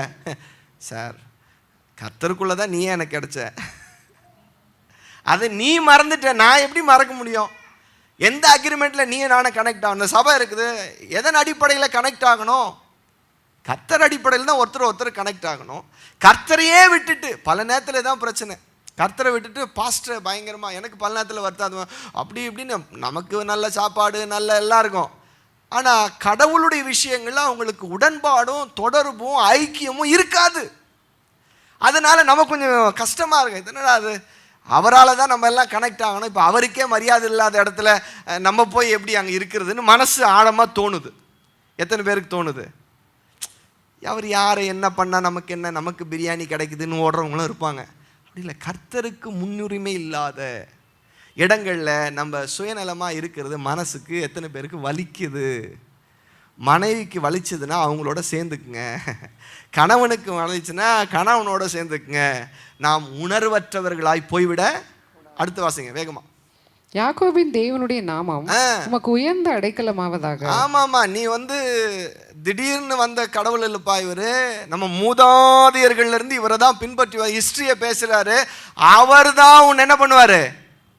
உயர்ந்த அடைக்கலத்தில். ஆமா, நீ நினைக்கிற மாதிரி இல்ல, அவர்தான் உன்னை உயர்ந்த அடைக்கலத்தில் வைப்பார். அடுத்தது, அவர் பரிசுத்த ஸ்தலத்திலிருந்து உமக்கு ஒத்தாசை அனுப்பி. ஒத்தாசை எங்கிருந்து வரும்? பரிசுத்த ஸ்தலத்தில். எங்கிருந்து வரும்? ஆமாமா, குதிரை யுத்த நாளுக்கு ஆயத்தமா இருக்கும், ஜெயமோ கர்த்தரால் வரும். உனக்கு உன்னதத்திலிருந்து தான் ஒத்தாசை. நீ திடீர்னு புது புது பழக்கத்தெல்லாம் பழகிருவ, அதுக்கு நான் என்ன பண்ண முடியும்? அல்லேலூயா, எல்லாம் சொல்லுங்க. புது பழக்கத்தை பழகிட்டு நம்முடைய பாரம்பரியத்தை, ஆமே, தவறான பாரம்பரியம், இதெல்லாம் நம்முடைய ஆரோக்கியமான பாரம்பரியம், இதை நம்ம விட்டு கொடுக்கவே முடியாது. இந்த குணத்தை மனசுல ஆழமா பதிச்சுக்கணும். வாசிங்க. சீயோனிலிருந்து உம்மை ஆதரிப்பாராக. நீர் செலுத்தும் காணிக்கைகளை எல்லாம் அவர் நினைத்து. நீ ராஜாவா இருந்தாலும் என்ன பண்ணணும்? பணிவா போய் அவருக்கு காணிக்கை செலுத்தணும். உமது சர்வாங்க தகன பலியை பிரியமாய் ஏற்றுக்கொள்வார். நீ போய் பாகாலுக்கு பலியிடக்கூடாது. நீ எங்க தான் பலியிடணும்? கர்த்தருக்கு தான் பலியிடணும். எங்க ஊர்ல கடா வெட்டாங்க, எங்களுக்கு இதை பண்ணிட்டாங்க, அதை பண்ணிட்டாங்க. நான் சொல்றேன், இதெல்லாம் ஒரு ஆவிக்குரிய கிறிஸ்தவனுக்கு அழகே இல்லை. நீ எந்த உடன்படிக்கையோடு இணைக்கப்பட்டாயோ, எதோடு பிணைக்கப்பட்டாயோ, எந்த அக்ரிமெண்ட்டுக்குள்ள வந்தோமோ அந்த அக்ரிமெண்ட்ல சாகர வரைக்கும் உறுதியாய் இருப்பதற்காக அழைக்கப்பட்டிருக்கிறோம். நம்முடைய நடக்கைகளை நம்முடைய சந்ததிகள் பார்த்து கொண்டே இருக்கிறார்கள். அல்லேலூயா, அல்லேலூயா. அடுத்து, அவர் உமது மன விருப்பத்தின்படி உமக்கு தந்தருளி. உனக்கும் பல மன விருப்பங்கள் இருக்கு, அவர் உனக்கு தருவார். உமது ஆலோசனைகளை எல்லாம் நிறைவேற்றுவாராக. நாங்கள் உமது ரட்சிப்பினால் மகிழ்ந்து. நீ தொடர்ந்து இந்த தேவனை நீ ஆராதிப்பதின் மூலமாக உன் வழியாக தான் எங்களுக்கு ரட்சிப்புகள், விடுதலைகள், ஆசீர்வாதங்கள் எல்லாம் வருகிறது. எங்கள் தேவனுடைய நாமத்திலே கொடியேற்று. ஆனா கொடியை யாருக்கு ஏத்துவோம்? தேவனுடைய நாமத்திலே. இப்ப அதுவும் பிரச்சனை. நான் உனக்கு சம்பாரிச்சு கொட்டுறேன், நீ கர்த்தரை உயர்த்துறியா? நான் உனக்கு உழைக்கிறேன், நான் காரியங்களை இதெல்லாம் பேசிக்கா குடும்பங்கள நிறைய இடங்கள்ல நிறைய கான்ட்ரவர்ஷியெல்லாம் நடக்குது. பாருங்க, உயர்த்த வேண்டியவங்களை கட்டாயம் உயர்த்தி தான் ஆகணும். கடவுளை உயர்த்துற இடத்துல கடவுளை உயர்த்தி தான் ஆகணும். கணவனை உயர்த்துற இடத்துல கணவனை உயர்த்தி தான் ஆகணும். கணவனை போட்டு காலில் போட்டு முதின்னு முதிக்கிறது. எங்கே கணவனுடைய கொடியை உயர்த்தணுமோ மனைவியா இருந்து அங்கே கணவனுடைய பெருமையை உயர்த்த வேண்டிய அவசியம். மனைவியினுடைய பெருமையை உயர்த்த வேண்டிய இடத்துல மனதார உயர்த்தணும். பிள்ளைகளுடைய கொடிகளை உயர்த்த வேண்டிய இடத்தில் உயர்த்தியாகவே வேண்டும். இதையெல்லாம் நம்ம செய்யாம நம்ம என்ன பண்றோம்னா, ரொம்ப பேராசையில அத்தனை தியாகங்களையும் அவர்களே செய்து மொத்தமாக நமக்கு கொடுக்கணும்னு நினைக்கிறோம். அப்படிலாம் நடக்காது. அல்லேலூயா. நாம் கொடியேற்றப்பட வேண்டியவர்களுக்கு கொடி ஏற்றித்தான் ஆகணும். எத்தனை பேர் ஆமென் சொல்றீங்க? அல்லேலூயா. வாசிங்க. உமது வேண்டுதல்களை எல்லாம் கர்த்தர் நிறைவேற்றுவாராக. கர்த்தர் தாம் அபிஷேகம் பண்ணினவரை ரட்சிக்கிறார் என்பதை இப்பொழுது அறிந்திருக்கிறேன். அதாவது இதுவரைக்கும் வாழ்க்கையில் நடக்கிற ரட்சிப்பெல்லாம் உன் திறமையிலிருந்து வந்ததா நான் நினைக்கல. கடவுள் உன்னை ரட்சித்து கொண்டே வருகிறார், உன்னை விடுவித்து கொண்டே வருகிறார், உன் பிரச்சனைகளிலிருந்து உன்னை தீர்த்து கொண்டே வருகிறார். நான் வாட்ச் பண்ணிட்டே இருக்கிறேன். Praise the Lord. அப்படின்னா ஈட்டி எட்ரா ஈட்டி அவனை சொருவிடா, அவனை டென்ஷன் பண்ணுறான். நான் எவ்வளோ திறமையாக எல்லாத்தையும் செஞ்சுட்டு வரேன். கல்யாணம் கட்டும்போது 2 லட்ச ரூபா கடனோடு இருந்தேன். என்னுடைய திறமையினால இப்போ 25 லட்ச ரூபா கடன் மாற்றி வச்சிருக்கிறேன். எவ்வளோ திறமை அது. இவன் எப்போ பார்த்தாலும் டார்ச்சர் பண்ணிகிட்டே இருக்கிறான். கர்த்தர் என்ன ரட்சித்தார். கர்த்தர் ஈட்டி எடுத்து சொருவிடா. நான் சொருவா சார் ப்ளீஸ். அந்த ஆராதிக்கிற மனுஷன் உன் வீட்டில் இருக்கிறதுனால தான் ஈட்டி உன் நெத்திக்கு உன் தலைக்கு உன் இடுப்புக்கு வராமல் இருக்குது. இல்லைன்னா உன் விழாவாது என்றைக்கே பொழந்திருக்கும். அந்த அம்மா போட்டு பண்ணுற ஜபமோ அந்த ஐயம் பண்ணுற ஜபமோ அந்த பிள்ளைகள் கர்த்தரை ஆராதிக்கிற விதங்கள் தான் இன்றைக்கு உன்னை ரட்சித்து கொண்டே வருகிறது என்பதை மறந்து விடாதே. அல்லேலூயா, அல்லேலூயா. ஏன்னா வசனம் சொல்லுது, கணவனாலே மனைவி பரிசுத்தமாக்கப்படுகிறாள், மனைவினாலே கணவன். ஏதோ கர்த்தரை தேடுற ஒரு ஜீவன் வீட்டுக்குள்ள அப்படியே துடிச்சுக்கிட்டே இருக்கிறதுனால உனக்கு ரட்சிப்புகள் வந்து கொண்டே இருக்கிறது. அன்னைக்கு மட்டும் அந்த தாவீது அந்த பெலிஸ்தருடைய சேனைக்கு முன்னாடி நிற்கலன்னா சவுல் முகத்தில் முக்காடு போட்டுட்டு வந்திருக்கணும். பல நேரங்களில் நம்முடைய முகத்தில் முக்காடு வராமல் இருக்கிறதுக்கு காரணம் கர்த்தரை உயிரோட அந்த உயிருள்ள இருதயத்தோட யாரோ துதிக்கிற 2 பேர் வீட்டில் இருக்கிறாங்க சார். அன்பு கூறுறவங்க இருக்கிறாங்க சார். தேவனுடைய அடிச்சுவடுகளை பின்பற்றுகிறவர்கள் இருக்கிறாங்க. அதனால இன்றைக்கு நம்முடைய விளக்குகள் எரிந்து கொண்டிருக்கிறது. அவங்கள அலட்சியம் பண்ணாதீங்க. ஆமென். அவங்க சுபாவங்களை அலட்சியம் பண்ணாதீங்க. அடுத்தது, தமது வலதுகரம் செய்யும் ரட்சிப்பின் வல்லமைகளை காண்பித்து தமது பரிசுத்த வானத்திலிருந்து அவருடைய ஜெபத்தை கேட்பார். சிலர் ரதங்களை குறித்தும் சிலர் குதிரைகளை குறித்தும் மேன்மை பாராட்டுகிறார்கள். பல நேரத்துல நம்ம படம் எப்படிடா, குதிரை படம் எங்கடா, யானைப்படம் எங்கடா அப்படின்லாம் நீ பேசிட்டே இருக்கும்போது தாவீது கொஞ்சம் வேற மாதிரி பேசுறான். ராஜா பயங்கரமா பேசுறாரு, நம்முடைய படைகளை பற்றி பேசுங்கள் அப்படின்றாரு. இவர் சொல்றாரு சில ரதங்களை குறித்தும் சிலர் குதிரை. யார் அந்த சிலர்? ராஜாவை தான் சொல்றார். ரொம்ப பெருமையில போறீங்க, தலைகால புரியாம ஆடுறீங்க, அதனால இதெல்லாம் கிடையாது. என்ன சொல்றாரு வாசிங்க. நாங்க எந்த இடத்துல நிக்கணுமோ அங்க நிக்கிறோம். எங்கள் ஸ்டாண்டர்டில் நாங்கள் நிற்கிறோம். நாங்கள் எதில் அழைக்கப்பட்டோமோ அந்த அழைப்பில் நிற்கிறோம். நாங்கள் எதுக்காக எங்களை டெடிகேட் பண்ணமோ, என்ன அறிக்கைகளை சொல்லி ஞானஸ்தானம் எடுத்தோமோ அதில் நாங்கள் ரொம்ப ஸ்ட்ராங்காக நிற்கிறோம். ரட்சிக்கப்பட்ட 5 வருஷம் நல்லா தானே பேசிகிட்டு இருந்தேன். 6வது வருஷம் திடீர் ரதங்களை குறித்தும் குதிரைகளை குறித்தும் நீதான் உன் வாயை மாற்றிட்ட. என் கூட சேர்ந்து பிரைஸ் தி லார்ட் ஹல்லேலூயான்னு பாட்டு பாடிட்டு தான் சர்ச்சுக்கு வந்தேன். திடீர்னு எவனோ பேசினான்னு சொல்லிட்டு திடீர்னு கயிறை கட்டிட்டு வர என்னென்னமோ இப்போ நீ தான் மாறிட்ட, நான் மாறல. குடும்பத்தில் அப்படி யார் இருந்தாலும் சொல்லுங்க, நீங்கள் இவ்வளோ நாள் இப்படி இல்லைங்களே. நீங்கள் தான் கொஞ்சம் ட்ராக் என்ன பண்ணியிருக்கிறீங்க, மாறி இருக்கிறீங்க. மாற வேண்டியது யாரு? மாற வேண்டியது நான் இல்லை, மாற வேண்டியது அப்பா அம்மா இருந்தால் கூட பிள்ளைகள் தைரியமா அன்பா பண்பா சொல்லணும். நீங்க தான் ட்ராக் மாறினீங்க. நீங்க தான் இந்த இயேசுவை சொல்லி கொடுத்தீங்க. நீங்க தான் எங்களை சர்ச்சுக்கு கூட்டிட்டு போனீங்க. இப்போ நீங்க தான் ட்ராக் மாறி போறீங்க. நீங்க எங்களை எந்த அடிச்சுவடுகளை நடத்துனீங்களோ அந்த அடிச்சுவடுகளை நாங்க பின்வாங்க முடியாது. அப்போ என் சொத்துல உனக்கு பங்கு கிடையாது. நான் ஒன்றும் பண்ண முடியாது. நான் என்ன பண்ண முடியும்? சொத்தை நான் அடிச்சு பிடிஞ்ச வாங்க முடியும்? ஒன்றும் பண்ண முடியாது. எதை இழந்தாகிலும் தேவனோடு இருக்கிற உறவை நான் தக்க வைத்துக் கொள்வேன். எதை இழந்தாகிலும் என் குடும்ப உறவை நான் தக்க வைத்துக் கொள்வேன். எதை இழந்தாகிலும் என்னுடைய சபையினுடைய உறவை நான் தக்க வைத்துக் கொள்வேன். அதை மட்டும் என்னால் காம்ப்ரமைஸ் பண்ணவே ஸ்ட்ராங்கான இருதயம். வாசிங்க கடைசி. நாங்களோ எங்கள் தேவனாகிய கர்த்தருடைய நாமத்தை குறித்தே மேன்மை பாராட்டுவோம். நீ எதிர்பார்க்கிற, ஏன்னா இந்த ராஜாக்களுக்கு ஒரு பிரச்சனை. இந்த பார்த்தீங்களா, இந்த நேபுகாத்நேச்சார், அப்புறம் இந்த ராஜாக்கெல்லாம் அவங்க சிலையை நிறுத்துறது, அப்புறம் அந்த ரோம தலைவன் பேர் ஷீஷருடைய அந்த உருவத்தை காயினில் அடிக்கிறது, இதெல்லாம் இவங்களுக்கு ஒரு டெம்டேஷன் இப்படியெல்லாம் வந்துடும். ஆனா தாவீது சொல்றாரு, என்ன சொல்றாரு? நாங்களோ எங்கள் தேவனாகிய கர்த்தருடைய நாமத்தை குறித்தே மேன்மை பாராட்டுவோம். சவுல் ராஜா நான் அக்செப்ட் பண்றேன், ஆனா எந்த நாமத்தை தான் உயர்த்த முடியும்? கர்த்தருடைய நாமம். எல்லாம் சொல்லுங்க, எல்லாம் சொல்லுங்க. அடுத்தது, அவர்கள் முறிந்து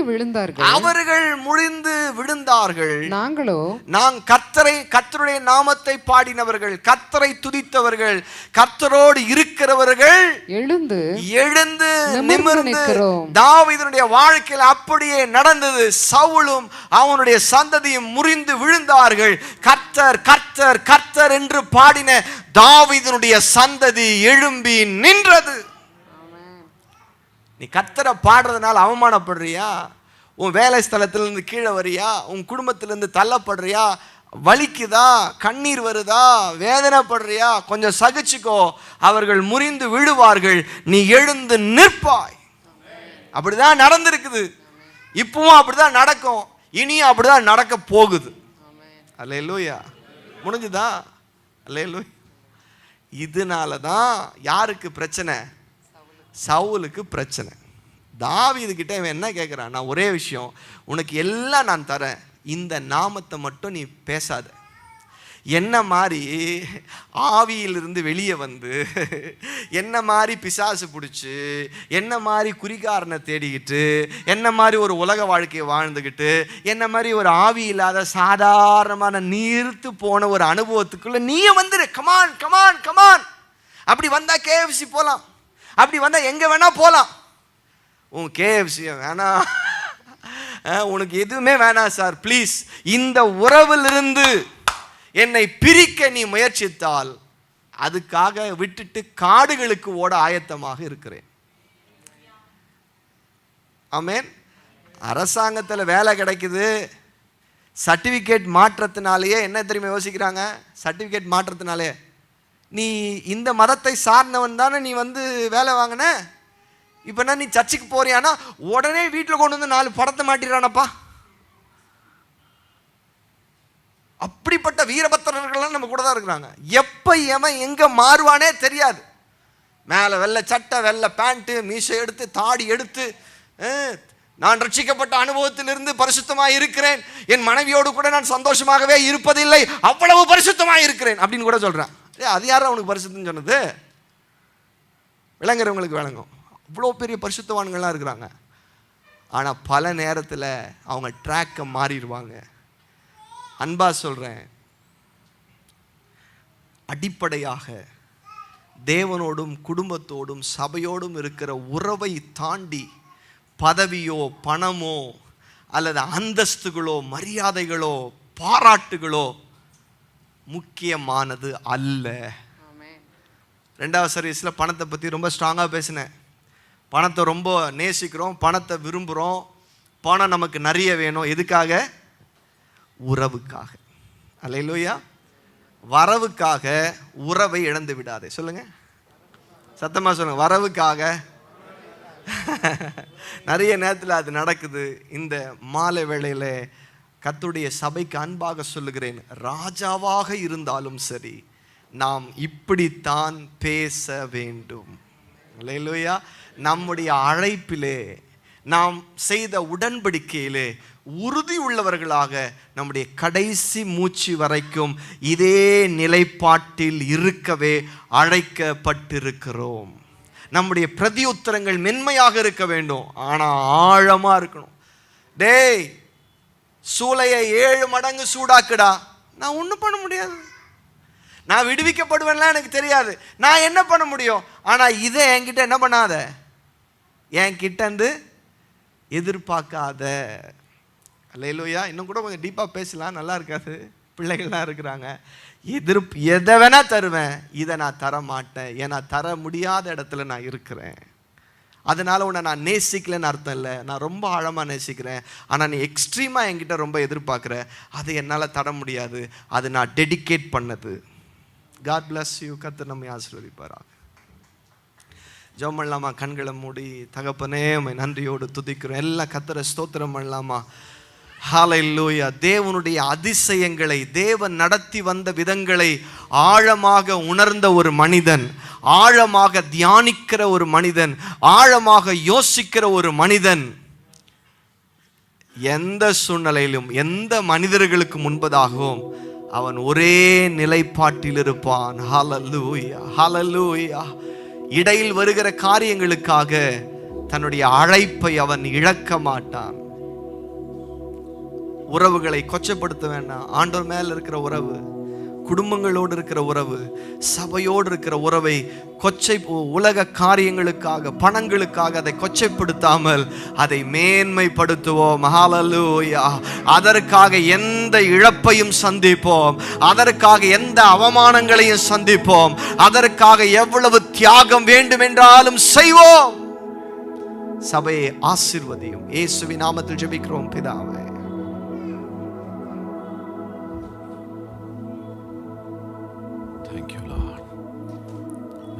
எழுந்து நின்று சேர்ந்து சொல்லுவோம். என் ஆத்துமாவே கர்த்தரை ஸ்தோத்தரி, என் முழு உள்ளமே அவருடைய பரிசுத்த நாமத்தை ஸ்தோத்தரி. என் ஆத்துமாவே கர்த்தரை ஸ்தோத்தரி, கர்த்தர் செய்த சகல உபகாரங்களையும் மறவாதே. ஹல்லேலூயா, ஹல்லேலூயா, ஹல்லேலூயா, ஹல்லேலூயா, ஹல்லேலூயா, hallelujah, hallelujah, hallelujah, hallelujah, hallelujah, hallelujah, hallelujah, hallelujah. துதி மகிமை என்றும் hallelujah, துதி மகிமை என்றும்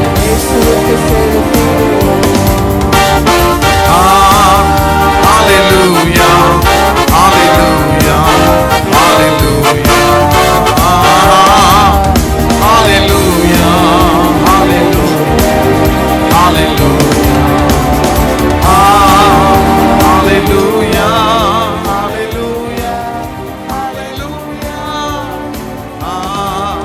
hallelujah, hallelujah, hallelujah.